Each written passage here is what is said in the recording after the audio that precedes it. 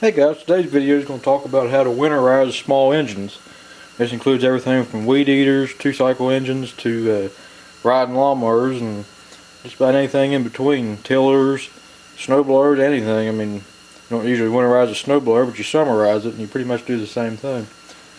And basically all I do on equipment like this is if I still got gas left in the tank after the last use, I'll drain it back in my gas can, and then I'll start it up and let it run.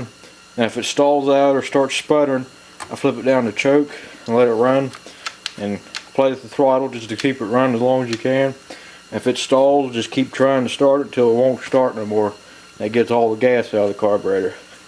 That's the way I've always done it and never had no problems with it. And what happens is if you leave gas in it, the carburetor will get gummed up and it can mess with the diaphragms in there or the gaskets, and you'll have to rebuild the carburetor in the spring, and there ain't no point in rebuilding it if all you have to do is just run the gas out of it, more or less. And it don't take that long to do, maybe 5 minutes at the most. Same thing on a riding mower or a push mower.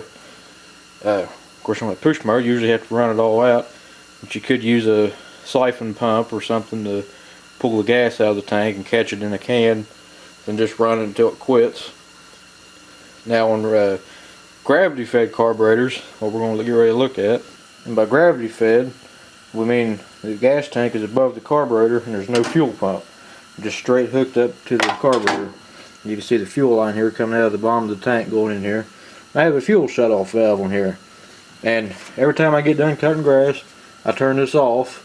It's off right now. You turn it this way, turn it on, and I run the engine dry, run all the gas out of it, similar to the weed eater.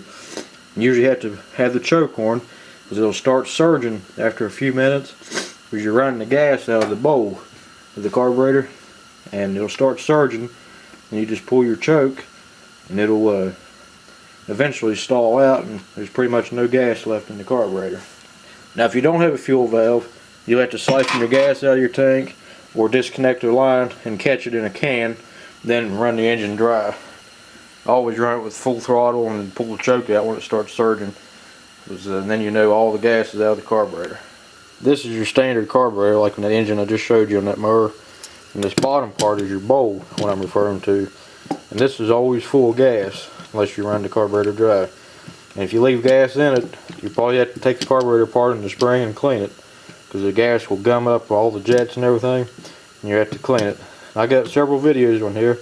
I'll put in a couple of the most popular on how to clean or rebuild these type of carburetors, and the 2-piece carburetors as well.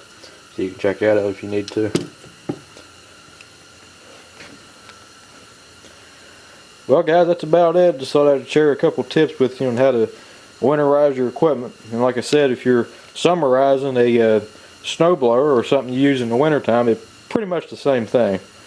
So, well, if you got any questions or comments, feel free to leave a comment below. I will get back to you, but I'm a little slow in answering them. I don't have much time as I used to. It might be up to 2 weeks or longer before I answer back, but I will get back to you. So, thanks for watching.